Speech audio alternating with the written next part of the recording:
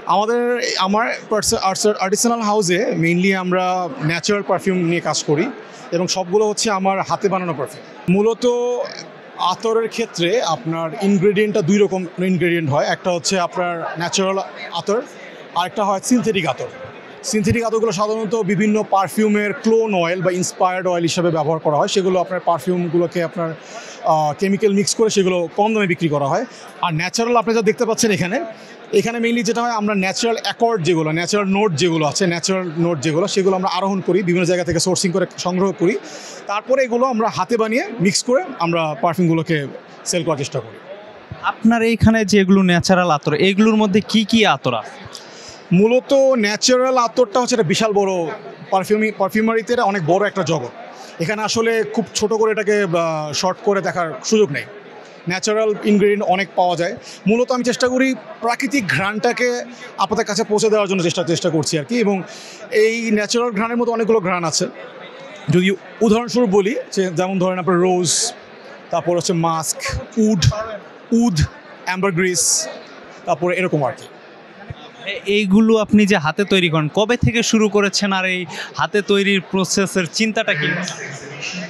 আসলে আমি মূলত আগে একজন পারফিউম কালেক্টর ছিলাম। আমি মেইনলি ওই নিশ, তারপর হচ্ছে আপনার এইসব আর্টিসানাল গ্রেডের পারফিউম নিজে কালেক্ট করতাম, ব্যবহার করতাম, এবং মোটামুটি প্রায় 10-15 বছর হলো আমি পারফিউম কালেকশন করছি।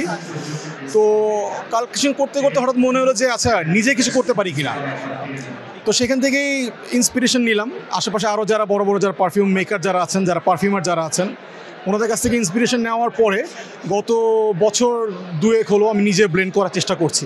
এবং আলহামদুলিল্লাহ আমার ব্লেন্ড করার পরে আমার যারা বন্ধুবান্ধব যারা আছেন, আমার পারফিউম কমিউনিটির যারা ভাই ব্রাদার আছেন, ওনাদেরকে মাঝে মাঝে আমি এগুলো সিভ করাই, টেস্ট দেখানোর জন্য বলি, ভাই দেখেন কেমন হয়েছে। আলহামদুলিল্লাহ most of them are so happy. বাংলাদেশে কোনো পারফিউমের মানে উপরে বা পারফিউমের নীতিমালা নিয়ে যথেষ্ট পরিমাণে কাজ করা দরকার। আরেকটা হচ্ছে যে আমরা যে এখান থেকে যে বিদেশে যে এক্সপোর্ট করব, সেই এক্সপোর্ট করার ব্যাপারে অনেক বাধা রয়েছে আমাদের বাংলাদেশ থেকে। সহজে আমরা এক্সপোর্ট করতে পারি না, অনেক বাধা বিপত্তি পেরিয়ে আমাদেরকে এক্সপোর্ট করতে হয়। যেমন দেখা গেলো যে বিভিন্ন বন্ধুবান্ধবের মাধ্যমে বাইরে এটা এক্সপোর্ট করতে হয়, সেন্ড করতে হয়। এক্ষেত্রে সরকার যদি একটা নীতিমালা আপনার প্রণয়ন করে যে আমাদের এখান থেকে পারফিউম কীভাবে আমরা দেশীয় পারফিউমগুলো আমরা বাইরে এক্সপোর্ট করতে পারি, তাহলে আমাদের দেশীয় এই পারফিউমারি শিল্পটা আমার বিদেশে আমরা করতে পারবো। মূলত পারফিউমের প্রাইসটা ডিপেন্ড করে হচ্ছে র ম্যাটেরিয়ালসের উপর। এখন যেহেতু ন্যাচারাল আইটেমগুলো সাধারণত আপনার সোর্সিং করাটা একটু কষ্টকর, একটু কঠিন। যেখানে আপনার ফেক বা আপনার সিনথেটিক জিনিসগুলোর দাম কম, ন্যাচারাল জিনিসটা দাম একটু বেশি হবে, খুবই স্বাভাবিক। যেমন আপনার কেউ যদি প্রপার 1 গ্রাম উড, যে আগর কাঠ থেকে যে উড হয়, সেই উডটা যে কেউ যদি আপনার কালেক্ট করতে চায়, তাহলে সেক্ষেত্রে তাকে 1 গ্রামের জন্য কম করে হলো আপনার 3 থেকে 3,500 টাকার মতো খরচ করতে হবে। যেখানে আপনি সিনথেটিক পারফিউম মাত্র 500 টাকায় আপনি 10 মিলি পেয়ে যাচ্ছেন। প্রত্যেকের যেমন এক একজন শিল্পীর এক এক রকম স্টাইল থাকে, এক একটা আর্ট থাকে, এটা ডিপেন্ড করছে কে কীভাবে তার পারফিউমকে ডিজাইন করবে। আসলে এটা বলা খুব কষ্টকর, কারণ আমার এক একটা পারফিউমের এক এক রকম প্যাটার্ন, এক একটা ডিজাইন, এক একটা কনসিকোয়েন্স, এক একটা কনসেপ্ট। তো কনসেপ্ট ভেদে ডিফারেন্ট। এই মেলাতে বেশিরভাগ স্টল হচ্ছে আপনার সিনথেটিক আতরের স্টল, এবং বাংলাদেশে বেশিরভাগ মানুষ আসলে কম দামে আতর কিনে অভ্যস্ত, এবং একটা বেশিরভাগ মানুষের মানে মনে এই ধারণাটা আছে যে আতর মানে কম দামি কিছু। আমরা চাচ্ছি এই ধারণাকে ভুল প্রমাণ করতে।